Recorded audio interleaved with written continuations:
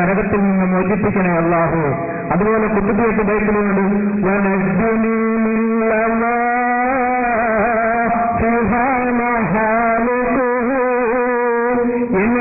എന്നെ നരകത്തിൽ നിന്ന് മോചിപ്പിക്കണേ എന്നെ മുഹീദ്ദീൻ വിളിച്ച് പ്രാർത്ഥിക്കുന്നു.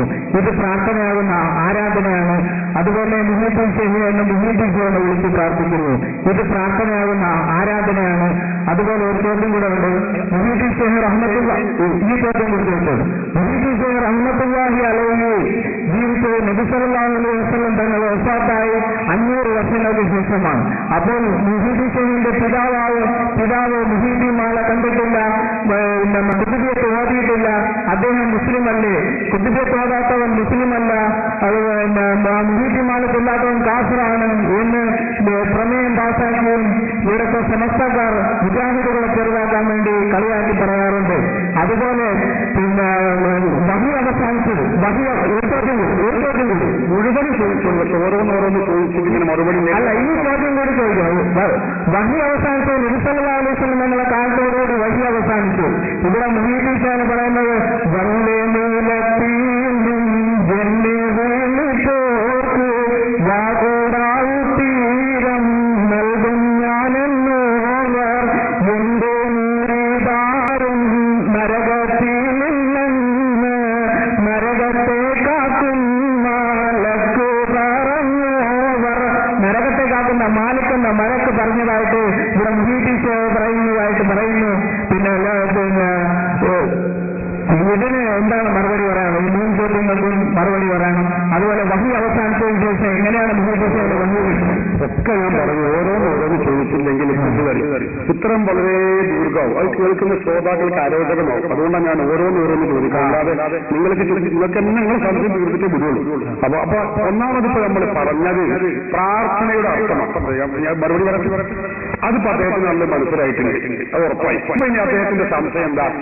നമ്മൾ പറയുന്നു അല്ലാഹുമ്മ അജിർനി മിനന്നാർ എന്ന് ഖുർആനിലും ഹദീസിലൊക്കെ അല്ലാഹുവിനോട് ചോദിക്കുന്നു, പടച്ചവനെ നരകത്തെ തൊട്ട് നീ കാക്കണമേ എന്ന് നമ്മൾ ചോദിക്കുന്നു. ഇതേ ചോദ്യം മുഹയ്യദ്ദീൻ ഷേഖിനോട് വനജ്ജിനി മിനല്ലാഹ് എന്ന് പറഞ്ഞുകൊണ്ട് കുത്തുബിയത്തിൽ നമ്മൾ ചോദിക്കുന്നു. ഇത് ഒരുപോലെയല്ലേ? അല്ല. അതാപ്പത്തെ വരി ഞാൻ പറഞ്ഞു. എന്താണ്? അല്ലാഹുവിനോട് ചോദിക്കുന്നത് അല്ലാഹു ഇലാഹാണ് എന്ന് കരുതിക്കൊണ്ടാണ്. മുഹയ്യദ്ദീൻ ഷേഖിനോട് ചോദിക്കുന്നത് ഇലാഹാണെന്നോ ദിവ്യത്വമുണ്ടെന്നോ കരുതിക്കൊണ്ടല്ല. ഇതാണ് തമ്മിലുള്ള വ്യത്യാസം എന്ന് ഞാൻ നേരത്തെ വിശദീകരിച്ചു. ഞാൻ ഇനി ഖുർആനിലൊരു വായത്തുകൂടി നിങ്ങൾക്ക് ഉദാഹരണത്തിന് പറയാം. ഖുർആനിൽ തന്നെ നിങ്ങൾ ഈ പറഞ്ഞ അതേ രൂപത്തിൽ 2 പ്രാർത്ഥന.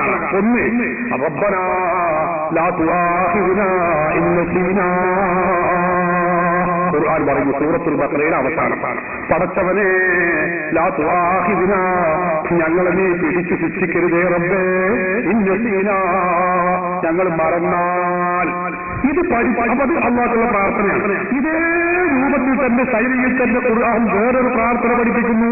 അത് അല്ലാഹുവിനോടല്ല, അതായത് മൂസാ നബി ഖലീലിനോട് ചോദിച്ച ചോദ്യം ഖുർആനിൽ പഠിപ്പിക്കുന്നു.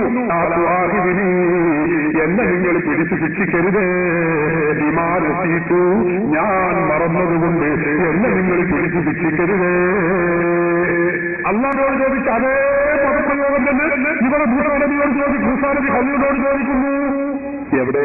2 തൗഹീദാണോ? അല്ലാഹുവോടല്ലല്ലോ ചോദിച്ചത്. ശിർക്കായോ? ആയില്ല.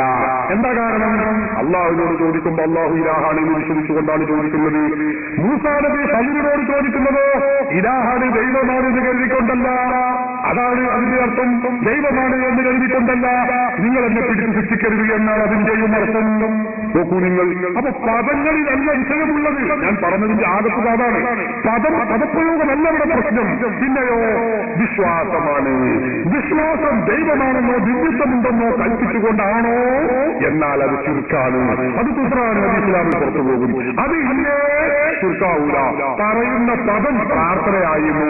അല്ലെങ്കിൽ അല്ലാഹുവിനോട് പറയുന്ന അതേ പദം ഇപ്പുറത്ത് പറഞ്ഞതുകൊണ്ട് ഒരു കുഴപ്പമില്ല. പക്ഷേ ഇലാഹാണെന്നോ ദൈവമാണെന്നോ ഉള്ള ശൈലി ഉണ്ടാവുന്നത്. ഇതാണ് ആ പറഞ്ഞതിന്റെ മറുപടി.